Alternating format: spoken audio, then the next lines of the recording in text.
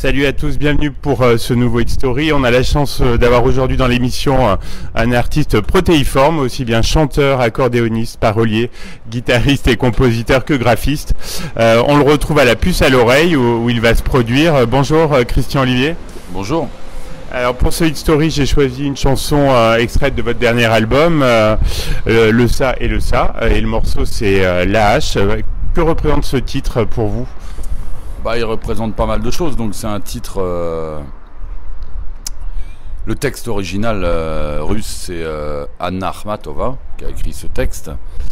Donc voilà, Anna Akhmatova fait partie donc, de tous ces... j'ai travaillé sur ces 12 auteurs, plus Pouchkine en plus.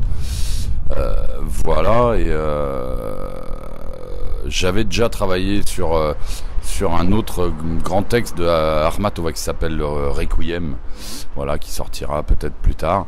Et voilà, ce texte-là, m'a été glissé par le monsieur avec qui j'ai travaillé aussi sur la traduction, qui est André Markovitch, qui m'a épaulé, qui a collaboré sur tout ce travail-là. Et voilà, pour moi, c'est à la fois ce texte, c'est à la fois, bien entendu, la voix d'Akhmatova, la poésie d'Akhmatova, l'image d'Akhmatova, et quelqu'un qui, comme beaucoup de ces auteurs, autrices à cette époque-là, ont dû écrire des textes, mais pas les... je dis écrire, mais en fait, il n'y avait plus de traces écrites. Puisque dès qu'on laissait une trace écrite, c'était dangereux, on finissait au goulag, ou on finissait dans un camp, ou on finissait sur le bord du chemin.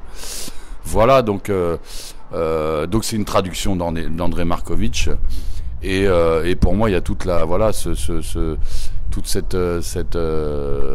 cette poésie d'Akhmatova qui est dans ce texte, et avec cette belle traduction bien sûr de Markovitch, et à la fois puisque à savoir que Akhmatova, au moment où elle écrit ces textes-là, son fils, son mari sont enfermés. Donc elle décide par rapport à certains autres auteurs de rester en Russie, puisqu'il y en a qui ont immigré à ce moment-là. Et elle fait le choix en tout cas de rester sur place. Et donc là-dessus, Staline espère que elle va écrire des textes pour... donc elle est obligée de... Voilà, et en même temps elle réussit, de par la forme en tout cas, à défendre ce pourquoi elle écrit, quoi, on va dire, quoi. Est-ce que vous pouvez nous raconter un petit peu l'histoire du clip ? Alors le clip... alors là, c'est vrai que vous me collez un tout petit peu, parce que là je l'ai pas fait un petit moment, mais je suis en train de me le remémorer. Le clip, je suis parti sur des images d'archives, oui. De la Russie, d'un train qui voyage à travers la Russie, puisque la poésie, c'est ça, la poésie russe, c'est ça, c'est l'immensité aussi, mais c'est les villes, puisque Akhmatova était sur Saint-Pétersbourg, enfin pas que, mais voilà, donc et puis donc c'est à la fois l'archive et le contemporain pour moi, ouais. Puisque pour moi ces textes-là, et celui d'Akhmatova, La Hache aussi, ont cette résonance aujourd'hui pour moi dans le monde dans lequel on est aujourd'hui. Donc ça a été écrit il y a un siècle, ces textes-là, mais pour moi il y a cette résonance qui est là aujourd'hui, à tout niveau, sur tous les sujets qu'on est en train de remettre sur la table aujourd'hui, que ce soit la guerre, que ce soit l'exil, que ce soit les dictatures, que ce soit toutes ces choses-là. Donc voilà, ça a une résonance très très forte aujourd'hui, quoi. Votre album Le Ça et le Ça est une œuvre poétique et musicale qui est accessible à tous. Ça, je crois que pour vous, c'est assez important. Pour moi, c'était ça. C'était à la fois... mon objectif, c'était de... même si les gens ils entendent cet album-là, sans savoir que c'est des poètes russes qui ont écrit ça il y a un siècle, je voulais en tout cas qu'il y ait quelque chose de contemporain. Pour moi, c'était, on raconte une histoire aujourd'hui, et donc c'était à la fois bien sûr un hommage à tous ces gens-là, mais avant tout c'était de pouvoir les faire entendre aujourd'hui, quoi, pour moi, dans le présent, quoi. Et comment vous les avez sélectionnés, les poèmes ? Ça a été une longue marche, hein. Ça date en même temps d'il y a très longtemps, J'avais lu déjà pas mal de choses autour de ces auteurs, et ensuite ça a été, pour moi c'est des choix, dès que je tombe dessus, pour moi c'est quelque chose qui, je sens que c'est ce texte-là que je vais pouvoir à la fois porter et transmettre, puisqu'à un moment donné, c'est voilà, quand on reprend le texte d'un auteur, moi j'ai toujours fait ça en poésie, quand je tombe sur Vian, je voudrais pas crever, c'est ce texte-là. Quand je suis tombé sur un texte de Michaud, j'étais dans le métro à ce moment-là, je vois ce texte-là, oui c'est ce texte-là.